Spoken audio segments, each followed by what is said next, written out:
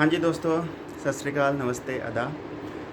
दोस्तों आज हम अपने उसी टॉपिक को आगे जारी रखेंगे। एग्रीमेंट ऑन सर्विसेज की जो बात मैंने पिछली वीडियो में कही थी, उसी टॉपिक को मैं आगे बढ़ाते हुए कुछ और चर्चा आगे बढ़ाना चाहता हूँ। दोस्तों जैसे कि आपको पता ही है कि सर्विस मैंने आपको समझाया था कि WTO की लैंग्वेज में सर्विस किसको कहते हैं। उत्पादन को छोड़कर जो कुछ भी होता है उसे सर्विस कहते हैं। लेकिन अगर हम सर्विस की एक्चुअल डेफिनेशन निकालें तो सर्विस का मतलब होता है सेवा। हिंदी में इसका मतलब होता है सेवा।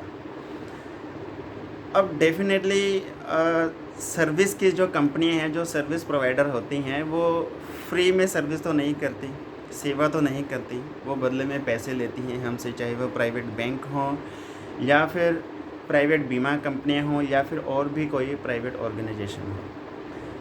लेकिन दोस्तों जो सरकारी डिपार्टमेंट हैं वो सही मायने में सर्विस करते हैं, वो सही मायने में करते हैं सेवा। जैसे कि सरकारी बैंक हैं, सरकारी बीमा कंपनीज़ हैं या और भी सरकारी विभाग हैं। इसकी मैं कुछ उदाहरणें आपको देना चाहूँगा। जैसे कि हमारे पंजाब और हरियाणा में मंडी बोर्ड है, पंजाब मंडी बोर्ड है, हरियाणा मंडी बोर्ड है, ठीक है, जहाँ पे फार्मर्स अपनी फसलें बेचते हैं। तो पंजाब मंडी बोर्ड जो है दोस्तों, आपको मालूम होना चाहिए और पंजाब के लोगों को तो मालूम होगा कि हमारे गांव की जो लिंक सड़कें हैं वो पंजाब मंडी बोर्ड के फंड से बनती हैं। वो सरकार हालांकि हैं, वो भी सरकार के अधीन ही बनवाती, वो भी सरकार ही है इनडायरेक्टली, लेकिन वो पंजाब मंडी बोर्ड बनवाता है, उसकी एक ड्यूटी है। अब आप खुद अंदाज़ा लगाइए कि अगर पंजाब मंडी बोर्ड बाय चांस कल को इन बिलों की वजह से बंद हो जाती हैं, ख़त्म हो जाती हैं, क्योंकि बात हो रही है कि ओपन मार्केट करने की, तो क्या वो जो ओपन मार्केट है या क्या ये जो प्राइवेट कंपनियां हैं या जो निजी व्यापारी हैं बड़े बड़े, क्या ये इस तरह की सर्विस प्रोवाइड करेंगे जनता को? नहीं करेंगे। इसके अलावा मैं आपको एक और उदाहरण देना चाहूँगा। जो सरकारी बैंक हैं और जो सरकारी बीमा कंपनी है, जैसे LIC हो गई, और सरकारी बैंक हो गए जैसे PNB हो गया या SBI हो गया, इन बैंकों के फंड से बस स्टैंड की कंस्ट्रक्शन होती है, बस स्टैंड की मरम्मत होती है, रेलवेज़ की कंस्ट्रक्शन होती है, बस स्टैंड पे जो बेंचेस लगते हैं, रेलवे स्टेशन पे जो बेंचेस लगते हैं या उन पे जो नल लगते हैं, वो सब इनके फंड से लगते हैं। लेकिन कोई भी प्राइवेट बैंक, कोई भी प्राइवेट बीमा कंपनी ये सर्विस एक आम जनता को नहीं देगी। तो ये फ़र्क जनता को समझना होगा कि क्यों मैं बार बार सपोर्ट करता हूँ कि जो सरकारी विभाग हैं उनको निजीकरण में तब्दील नहीं करना चाहिए, सरकारी विभागों को कायम रहना चाहिए। वो यही एक वजह है, क्योंकि सही मायने में सेवा सरकारी विभाग ही करते हैं। हम लोगों का क्या देखता है कि हम लोग किसी सरकारी बैंक में जाते हैं, ठीक है ना, तो हम लोग देखते हैं जी कि वो हमारे साथ ठीक तरह से बिहेव नहीं करते। एक ये लोगों की बड़ी शिकायत रहती है कि जी हम सरकारी बैंक में जाते हैं या हम किसी सरकारी विभाग में जाते हैं या कोर्ट कचहरी में जाते हैं तो हमसे बिहेव अच्छी तरह नहीं होता, हमें मिसबिहेव करते हैं जो सरकारी कर्मचारी होते हैं। तो दोस्तों इसकी भी मैं एक ख़ास वजह आपको बताना चाहूँगा। एक्चुअली वो लोग भी फ्रस्ट्रेट होते हैं क्योंकि उनके ऊपर काम का लोड इतना ज़्यादा डाल दिया गया है। देखने में हमें लगता है कि वो कोई काम नहीं करते हैं, लेकिन एक्चुअल में उनके पास बहुत काम रहता है, ठीक है ना। और अगर आप सरकारी आंकड़े चेक करें तो आपको ये रियलाइज़ होगा कि कितनी सारी वैकेंसीज़ खाली हैं सरकारी बैंकों में, सरकारी बीमा कंपनियों में, सरकारी स्कूलों में लेकिन कोई भी भर्ती कितने सालों से नई भर्तियां बिल्कुल नहीं हो रही हैं। तो वो जो बहुत कम स्टाफ रह गया है उसी से सरकारी ये विभाग हैं कि काम चला रहे हैं। तो आप इसी से अंदाज़ा लगा सकते हैं कि इन लोगों के पास कितना लोड होगा, ठीक है ना। तो अगर वो हमारे साथ मिसबिहेव करते भी हैं तो कोई बात नहीं, आप उनको प्यार से समझा सकते हैं कि ठीक है, हम समझते हैं आपके पास काम का बहुत लोड है, लेकिन हम भी आपके कस्टमर हैं, ठीक है ना। हम खाता खुलवाने आए हैं या हम बीमा करवाने आए हैं या हम आपके स्कूल कॉलेज में पढ़ने आए हैं, तो आपका भी हमारी तरफ भी आपका एक नैतिक फ़र्ज़ बनता है। ये बात उन्हें प्यार से समझाई जा सकती है, लेकिन इसका मतलब ये नहीं कि हम लोग ये कहना शुरू कर दें कि जी सरकारी विभाग तो सफ़ेद हाथी हो चुके हैं, अब इनको बंद करवा देना चाहिए या इनका निजीकरण कर देना चाहिए या इनका प्राइवेटाइजेशन कर देना चाहिए। तो प्राइवेटाइजेशन कोई सॉल्यूशन नहीं है इस बात का, स्पेशली कि वो हमारे साथ मिसबिहेव करते हैं या वो कामचोर हैं। ये तो बहुत ही गलत शब्द है कि सरकारी कर्मचारी जो हैं वो कामचोर हैं। हाँ, ये मैं मानता हूँ कि रिश्वत चलती है सरकारी विभागों में, ठीक है ना। इसके लिए सरकार से अलग से सख्त कानून बनवाए जा सकते हैं, लेकिन प्राइवेटाइजेशन कोई सॉल्यूशन नहीं है। इसका बदल ये नहीं है कि प्राइवेटाइजेशन कर दो आप, ठीक है ना। तो इस तरह की बातें जब लोगों के दिमाग में घुस जाती हैं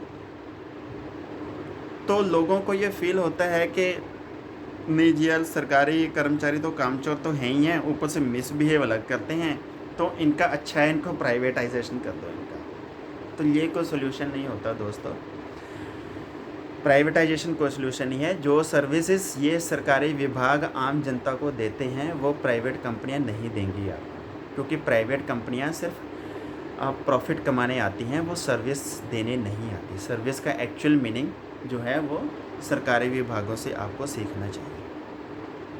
उसके अलावा हम सरकारी स्कूलों की बात करें, जैसे कि हमारे पंजाब में हुआ था कि कैप्टन अमरिंदर सिंह ने पिछले 2-3 साल पहले 800 सरकारी स्कूल बंद कर दिए थे पूरे पंजाब में, और जो बचे कुचे सरकारी स्कूल थे उनको एक दूसरे सरकारी स्कूलों में मर्ज कर दिया था,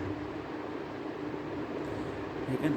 दोस्तों, आपको ये भी समझना चाहिए कि सरकारी टीचर्स की भी इतनी सारी वैकेंसियाँ हैं, वो भरी नहीं जा रही हैं, और बदले में उनसे काम क्या करवाया जा रहा है जी। इलेक्शंस हो रहे हैं तो वोटों में वोट डलवाने में टीचर्स की ड्यूटी, ठीक है। अभी कोरोना केस में ही आप देख लो, जो कोविड के कारण लॉकडाउन लगा है, तो बॉर्डर्स पे ड्यूटी भी टीचर्स की लगी हुई है कि हाँ जी कोई आ रहा है तो उसकी शनाख्त करने के, हाँ उसने वैक्सीन लगवाई है या नहीं, या उसने टेस्ट करवाया है या नहीं। तो इस सब कामों के लिए बॉर्डर पे पुलिस तैनात करनी चाहिए। पुलिस भी तैनात है, लेकिन इस मेन काम के लिए सरकारी टीचरों की ड्यूटी लगा रखी है। इसका कोई तर्क बनता है सर? कोई तर्क नहीं बनता, इसका कोई मतलब नहीं बनता। तो आपको ये बात समझनी होगी, ठीक है ना, कि ये कह भर देने से काम नहीं चलेगा कि सरकारी विभाग के जो कर्मचारी हैं वो हमारे साथ मिसबिहेव करते हैं इसलिए इनको बंद कर दो, इनको थोड़ी अकल आएगी। नहीं, उनके पास बहुत लोड है, आप उनको समझिए, आप उनको प्यार से समझाइए। अब होता क्या है कि सरकार की नीति क्या है प्राइवेटाइजेशन करने की, कि जब धीरे धीरे सारे विभाग प्राइवेटाइजेशन हो जाएंगे और बैंक के कर्मचारी जब स्ट्राइक करते हैं तो नतीजा क्या होता है कि ये अकेले पड़ जाते हैं बेचारे, क्योंकि जनता इनका साथ नहीं देती है। अभी जैसे किसान आंदोलन है तो इसमें तो फिर भी कुछ हद तक पब्लिक इनके साथ है, लेकिन जब सरकारी बैंक वाले या सरकारी बीमा कंपनी वालों ने जब स्ट्राइक करी थी, या सरकारी टीचर भी जब स्ट्राइक करते हैं, तो जनता इनका सपोर्ट नहीं करती है। क्यों नहीं करती है? क्योंकि जनता के दिमाग में तो पहले ही ये बात है, उनके दिमाग में तो पहले ही अजीब सी बातें चल रही हैं कि यार इनको तो अकल आनी चाहिए, क्योंकि ये तो हमारे साथ मिसबिहेव करते हैं बस।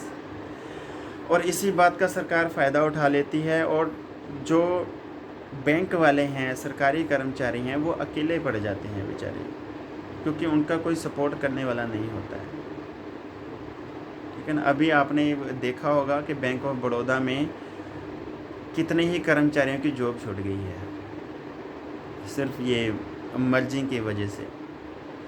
तो इसलिए मेरी ये विनम्र विनती है आप सभी से कि आप सरकारी विभागों को समझिए, और जो सर्विस का जो असली मतलब मैंने बताया वो आप पता करिए पहले अपने इलाकों में, दूर अपने आसपास के इलाकों में, अपने बुज़ुर्गों से, अपने पेरेंट्स से पता करिए कि जो सरकारी विभाग हैं वो क्या क्या सर्विस देते हैं।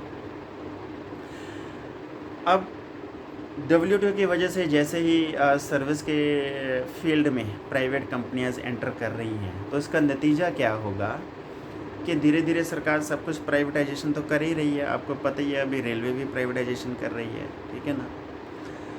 तो अब इसकी शुरुआत तो बहुत साल पहले से ही हो चुकी है। शुरुआत इसकी कांग्रेस के ज़माने से ही हो चुकी है। होता क्या है कि जो रेलवे पे जो ये रेडियो वाले होते हैं, ठीक है ना, ये भी बड़ी मुश्किल से अपना गुजारा चलाते हैं। लेकिन अब आपने देखा होगा कि न्यू दिल्ली रेलवे स्टेशन पे मैकडॉनल्ड्स खुल गया है। न्यू दिल्ली रेलवे स्टेशन के अंदर ही मैकडॉनल्ड्स खुल गया है, या रेलवे स्टेशन के बाहर सबवे खुल गया है, ठीक है ना। तो अभी इन्होंने स्टेशनों से शुरुआत तो कर दी है, क्योंकि WTO के समझौते के अंतर्गत इनको रोका तो जा सकता नहीं, ठीक है ना। लेकिन धीरे धीरे क्या होगा कि ये जो रेडियो वाले हैं, इनका काम ठप होना शुरू हो जाएगा।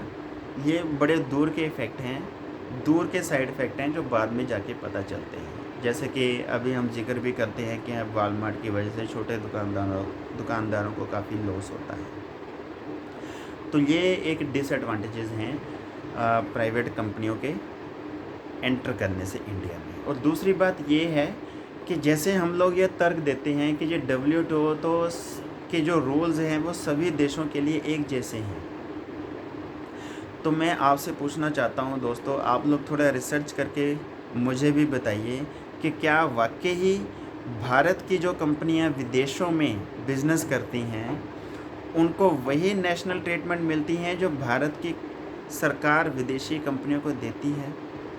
अगर हाँ, तो मैं आपकी बात से सहमत हो जाता हूँ। लेकिन अगर नहीं, तो ऑब्वियसली इस पार्शलिटी को कोई कैसे बर्दाश्त कर सकता है, ठीक है ना। और अभी हम लोग जिक्र करते हैं जी कि भारत के पास तो उत्पादन नहीं है, तो वो मार्केटिंग कैसे करेगा, ठीक है ना। तो हो क्या रहा है कि बाहर से कंपनियां तो भारत में आ रही हैं, चाइना से भी आ रही हैं, जापान से भी आ रही हैं, अमेरिका से भी आ रही हैं, यूरोप से भी आ रही हैं, ठीक है ना। लेकिन भारत की तरफ से मुझे कोई ऐसा समाचार नहीं मिलता है कि भारत की कंपनी भी विदेशों में धूम मचा रही हैं, ठीक है ना। तो ये बात आपको समझनी पड़ेगी कि WTO के हमें पहले डिसएडवांटेजेस देखने हैं, एडवांटेजेस बाद में देखने हैं। पहले दूर के नुकसान देखने होते हैं किसी चीज़ के, नज़दीक के फ़ायदे बाद में देखने होते हैं, ठीक है ना। और अमेरिका और यूरोप पे ये रूल लागू नहीं होते, ये मैं आपको अगली वीडियो में विस्तार से समझाऊंगा। आज के लिए इतना ही। मैंने आपको समझा दिया है कि सर्विस का असली मतलब क्या होता है, ठीक है ना जी। और जो मैंने आपको पिछली वीडियो में उदाहरण दी थी कि दक्षिण भारत में सुनामी आई थी, तब सरकारी बैंकों और सरकारी बीमा कंपनियों ने ही सर्विस दी थी, लोगों को कर्ज देकर उनको दोबारा खड़ा किया था। लोगों के जो बीमा करवाए हुए थे उनको जल्दी मैच्योर करके उनको सपोर्ट किया था। किसी भी प्राइवेट बैंक ने उनको इतनी जल्दी कर्ज नहीं दिया, उनको सपोर्ट नहीं किया। किसी प्राइवेट बैंक ने किसी गांव को गोद नहीं लिया। PNB ने गोद लिया था, SBI ने गोद लिया था। गोद लेने का मतलब है कि उस पर्टिकुलर गांव में सारे निर्माण कार्यों की जिम्मेदारी उन बैंकों ने उठाई थी, किसी प्राइवेट बैंक ने नहीं उठाई थी। तो आप जब इसका मतलब समझ जाएंगे, तो मैं उम्मीद करता हूं कि आप सरकारी कर्मचारियों की सपोर्ट करेंगे, सरकारी विभागों की सपोर्ट करेंगे, सरकारी बैंकों की सपोर्ट करेंगे, सरकारी बीमा कंपनियों की सपोर्ट करेंगे, सरकारी स्कूलों की, सरकारी मंडियों की, सरकारी कॉलेजेस की सपोर्ट करेंगे। आज के लिए इतना ही। सत श्री अकाल, नमस्ते, आदाब।